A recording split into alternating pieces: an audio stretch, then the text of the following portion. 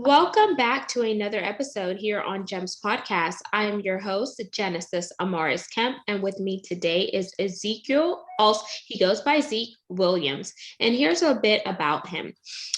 Zeke is the producer, host, and creator of the Let's Gather podcast. In his off time, Zeke enjoys anime, sports, and all types of music with aspirations to learn from others and share experiences. And today, him and I are going to be unpacking all things podcasting. So, Zeke, I want to thank you so much for coming on the podcast. And I want you to tell the listeners, as well as the viewers, what made you get into podcasting? First, thank you for having me on the podcast. And then what got me into podcasting was I pretty much was looking for like a job, looking for like work. So I just wanted to use podcasting as a way to like showcase my skills. So the first iteration of my podcast was to be like I ask people their origin stories and then I animate the origin story to show that my animation skills. But then I changed it into more of a conversation podcast where I get different guests to speak about their interests or their careers. And that ultimately got me to the career I have right now where I work in radio advertising. So I think it worked out. Interesting. So you animate your podcast segments. Do you do it for every single episode or do you just pick a handful? With the animation, I want to do a handful. I haven't got to that part yet, but that still is like something I want to like get into. I want to do like a handful because it's just like time and like the amount of work that goes to animation. So like that. And how long have you been podcasting? And do you think that you had any influences in the podcasting space before you got into it?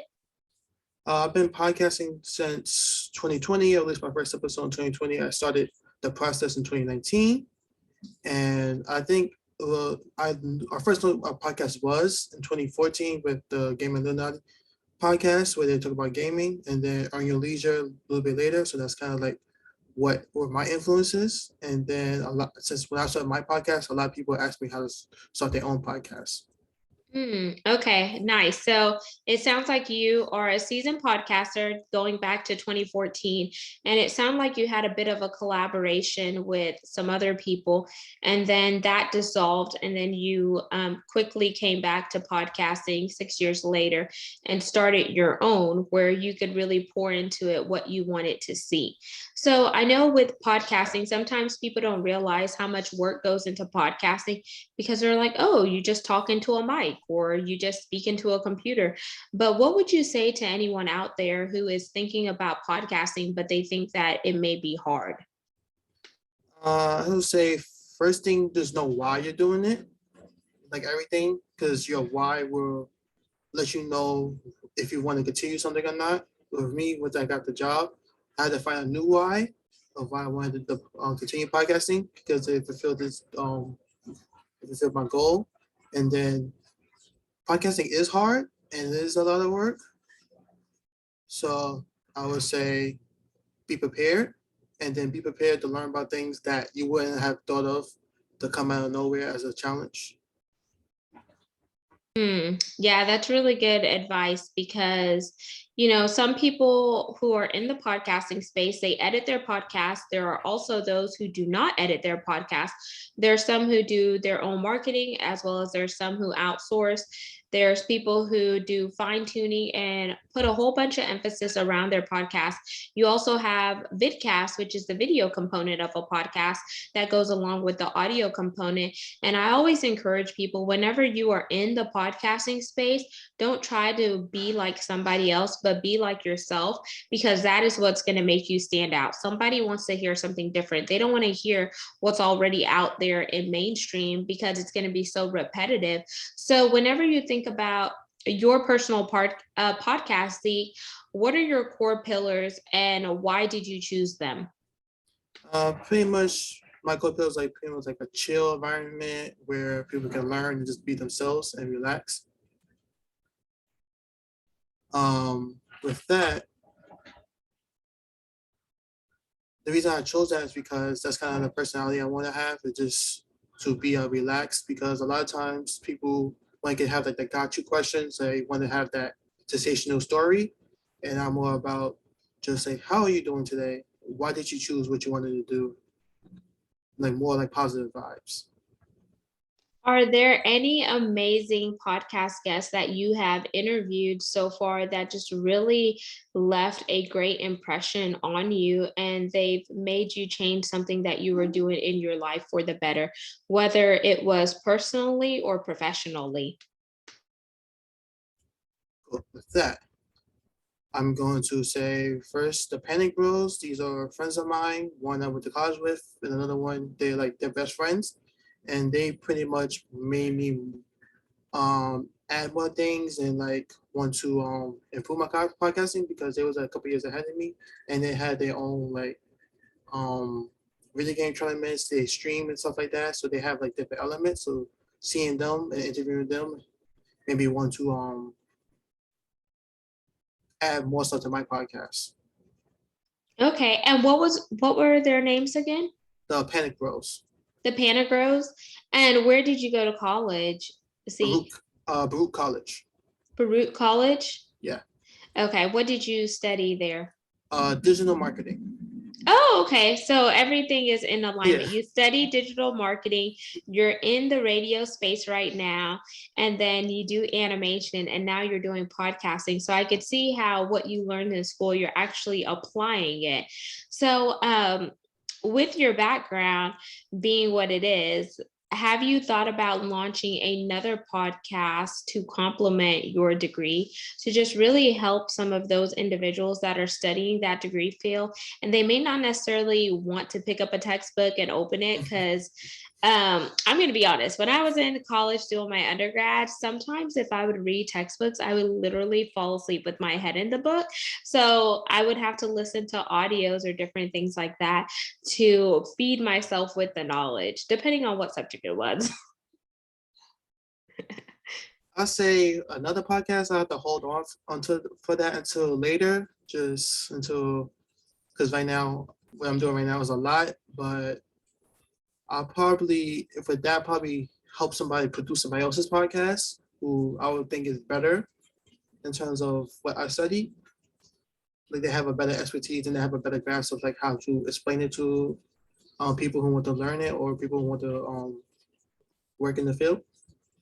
Okay, now let's dive in a little bit deeper in the podcasting space because some people want to know, how do you brand yourself effectively in the podcasting world to monetize your podcast so you can have those brand sponsors, you can have the monthly listenership support.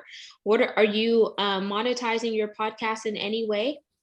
Not at this moment, but the steps to do that is, so first make sure you have a, not say like a clean image or like a positive image, but like to have something that's not highly controversial, that it can work in multiple spaces. You don't have to be like the squeaky clean person, but you have to be somebody that can be presented and it's not just negativity. And then to also know what your niche is or who your audience is, so then you can have the right sponsors, and then you guys can have a symbiotic relationship where you're helping them, like showing them to the right people. Okay, so have a clean title, good graphics. The overall message needs to be clear and concise. And then the importance of niching down. Are there any other tips that you would add there? I'll also say give it time to not just be like, okay, now I have one and jump into like, how can I make money? Because you have to have a proof of concept. You have to be able to know if you can offer people things, to offer the sponsors your audience. So just give it time.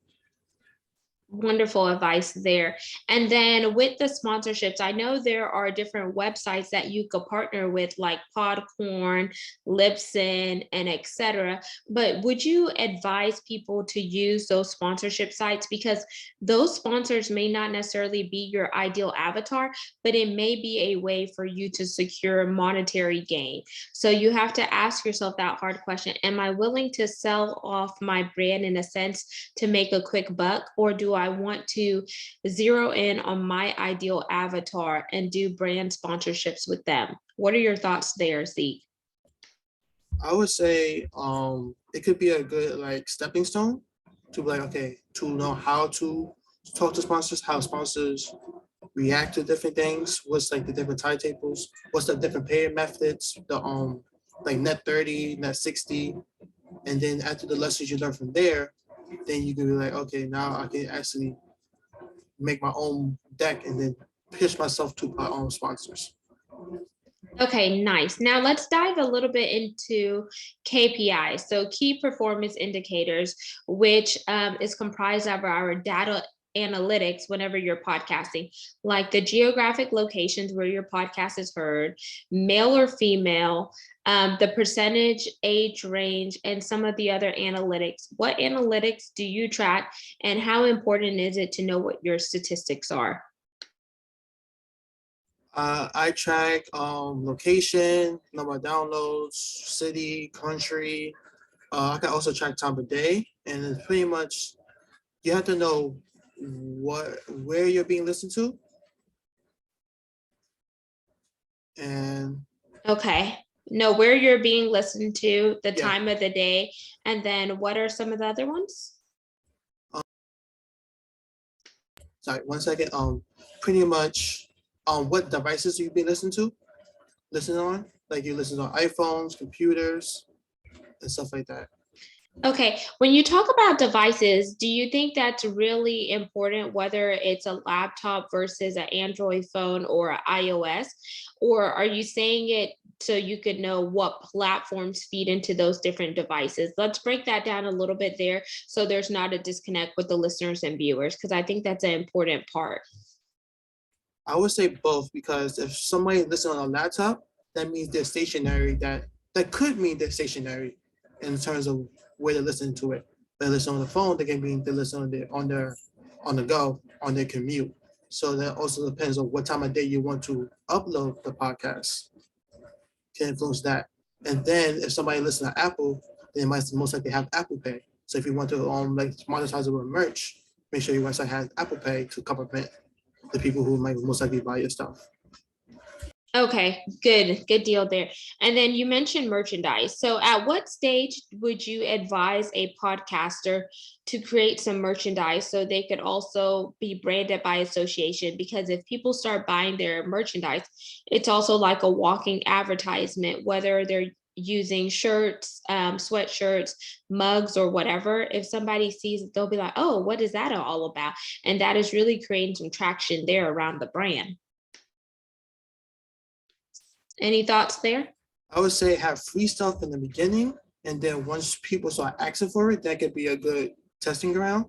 Because with me, I have wristbands made in the beginning, just to give out to people, and then people now start asking for like shirts and sweaters. So once I finalize that, I can start making moves with that.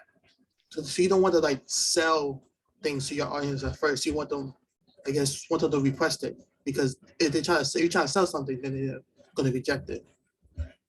Okay, so you started off with giving out free wristbands. And how did you target your market audience for the wristbands? Did you give it out to everyone who came on your podcast as a guest, or were you just putting it out there in the market as feelers to see what would bite and see who would take the bait before you launched out deeper? I say it's more like marketing of me just giving out to random people at school and like different friends to see, let them know like, hey, this is coming, this is real, and to see who was interested in the podcast. But oh, you have a podcast? Oh, let me hear more about it. Okay. And then on your journey so far with the podcasting, what has been your hardest thing to overcome, and how has it made you a better podcaster? I would say my hardest thing was mostly just like fatigue and like burning out, because the amount of work that you put into it can like affect you. Like sometimes you can have a better product, but if you tire yourself out and you don't give yourself breaks, you're going to have a worse product. So the way I made it better is maybe pretty much learn different tips and tricks to have like shortcuts and have things preset, so I don't have to recreate it every single time. Okay, yeah, because we all know that burnt out is real, and you could easily get there, especially if you are doing things repetitive and it's really taking a lot out of you. So then you have to come to a point where you ask yourself, does it make sense for me to outsource this task, or do I need to automate this specific task so I'm not continuing to do the same old things over and over where it's not a best use of my time? So whenever you think about recreating some things in automation, do you have like automatic intros and outros? Do you have any ads that you run in your podcast? Or what are some of the things that you have done to automate your podcast to make sure that you are being more productive and really monitoring your time efficiencies?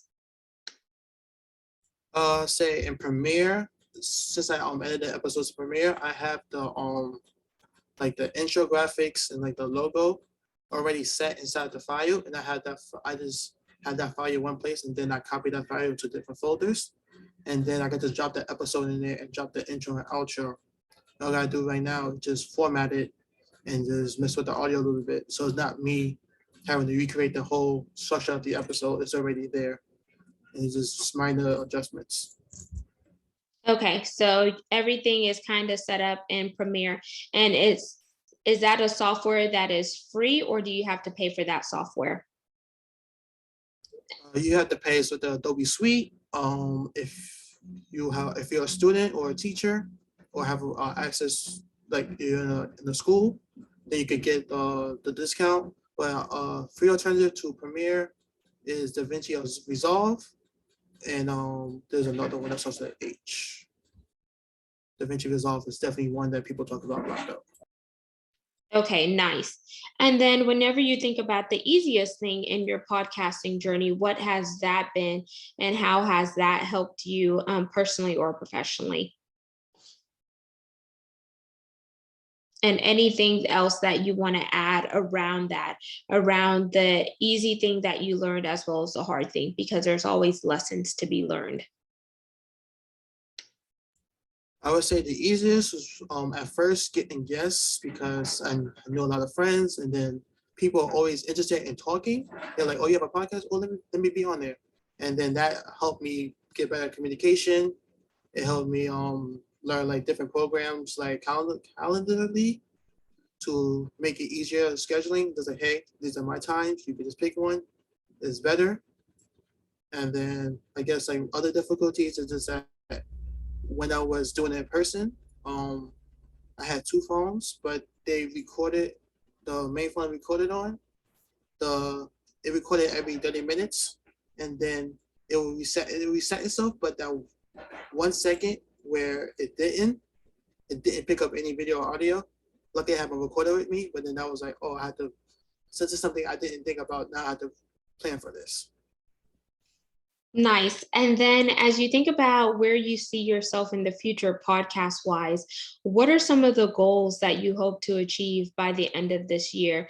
Whether it's interviewing a celebrity guest, having a certain number of episodes on the books, or just making some podcast awards or nominations, or anything outside of that, because it's always good to set goals and make sure that we are achieving our goals.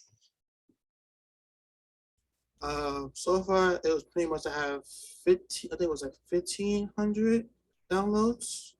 A little bit more than I had last year, just to see if I can do that number again consistently, and then to add streaming to the podcast where I have like behind the scenes of me editing, me playing video games, just me creating a community around the podcast. Okay, so just really tap into your community that's already with you, as well as enhancing that community, and then surpassing more than 1,500 downloads. And then that's a metric that people do track, downloads. So how do you see the number of downloads, and how do you know if it's accurate podcasting wise? With my hosted site Red Circle, they have the number of downloads broken out by device, location, everything like that, and by episode. And sometimes I'll go into apps like Apple Podcasts or Spotify and see if like the numbers add up or it makes sense. Okay. And then you just mentioned a new platform I've never heard of. You said Red Circle. What made you choose Red Circle over Podbean, Libsyn, Anchor, or some of the other podcasting platforms? What was their competitive advantage? So they were free, and they didn't have like a limit on the number of episodes per month, because the way I release episodes is I pre-record 10 for the season, so I do 30 episodes a year. And some of the websites were limit you to like two episodes per month for free, and I was like, that wasn't gonna work with like my planning. So with them being free, and then a YouTuber that I watched, he has his own podcast and he uses Red Circle, and I was like, if somebody made the switch to Red Circle and they let people know that, then it might be something that is good to look into. Okay, cool. And you mentioned that you do batch recording. So you do 10 episodes and you release a total of 30 per year. Why did you choose the number of 30? Was it conducive to your schedule, or did you just pick a number out there and be like, you know what, I'm just going to do 30 and see if it sticks? It was when I was first planning it. At first, it was going to be 15 per season. Then my friend was like, and then do 15 and 15 and take 2 months off. And then my friend was like, that's a lot. I was like, you're right. So I reduced it to 10. So then it gives me 2 months break in between each season, where that's time for me to not podcast or to get ready for the next season. So it has me, so I put breaks into it, because I know for me with like graphic design and stuff before I started podcasting, I would always burn out because I would always work so much and so like repetitively. Repetitively. Do you have a theme for each season, or do you just break it apart number wise and then just keep building upon it? I break it up number wise, because the type of guests I get is kind of like, this is a surprise to me, because I never know who I might run into or who might reach out to me and be like, hey, I'd like to be a guest. So to like try to make it to things might be a little bit more difficult on my end. Okay, that makes sense. And if you could interview anyone, whether they are a normal person or a tech mogul, celebrity, or etc., who would it be and why? I know this is putting you on the spot. Like, who is famous? Who is somebody I want to interview?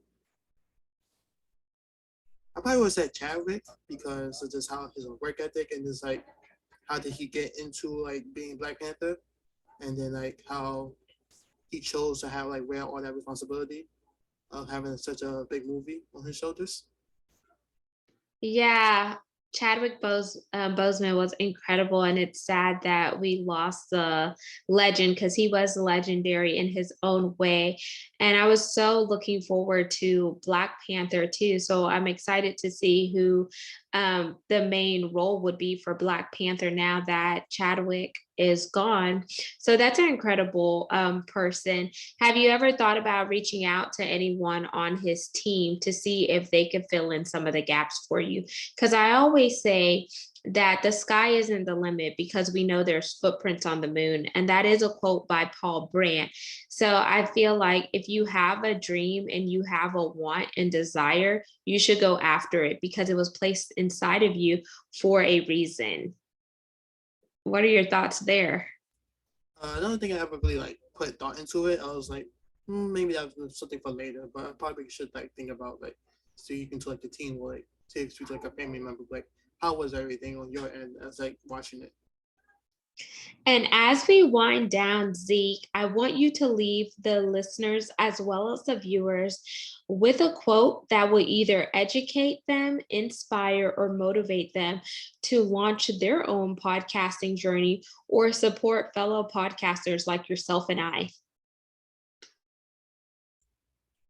My favorite phrase is why not, because let's say you do something, you lose money, like legally, of course, but like say something you do something legal and you lose money, but you did it, and you know like that's not gonna work. And you're like, okay, I may have lost money, but I know what not to do, or you might get some skills. Because when I first started podcasting, there was like a couple of things I knew was going to happen. Either it's going to do amazing, I was going to get a job because of it, or somebody's going to hire me because of like the skills, or it's going to fail. So it was like, why not do it? Oh, okay. I see that. So why not? So you're taking the limits off and being limitless, and you're taking the fear and the constraints off to really be fearless. So, Zeke, how can our listeners and viewers connect with you on social media? And if you have a website, plug that as well. So you can find the podcast on all major platforms. Let's Get a Podcast. You can go to the website, let'sgetapodcast.com. I have some of the transcripts there. I'm definitely going to add more transcripts so people can read the transcripts. And then social media, Instagram, Let's Get a Pod, TikTok, Let's Get a Pod, Twitter, Facebook, Let's Get a Pod, Let's Get a Podcast, everywhere. So you're all around, and there's no excuse for somebody not to connect with Ezekiel, aka Zeke Williams. You just heard us talk about all things podcasting, and we went behind the scenes with Zeke on some of the things that has worked for him and how he has gotten to where he is currently. So I want to encourage you, if you are thinking about starting a podcast and you're not sure where to start, just start with either recording into your phone or doing it on your laptop. There are a lot of free hosting sites, so you don't have to break the bank to get your brand out there, but you should start taking actions today to secure a better future. So I really want to encourage you to just go out and support all those podcasters that you aspire to be like, and just let them be your inspiration, because you can get to the level that they are at too. But make sure you don't try to copy their style or etc., because you were uniquely created for a reason. And until we chat next time, peace, love, and lots of blessings. Have yourself an amazing day. Subscribe to the podcast. It's on all major podcast platforms, and follow us over at YouTube at Gems with Genesis Amaris Kemp. It has been a pleasure, and make sure you believe in yourself, because I believe in you. And if I can do it, so can you. Peace, y'all. See ya.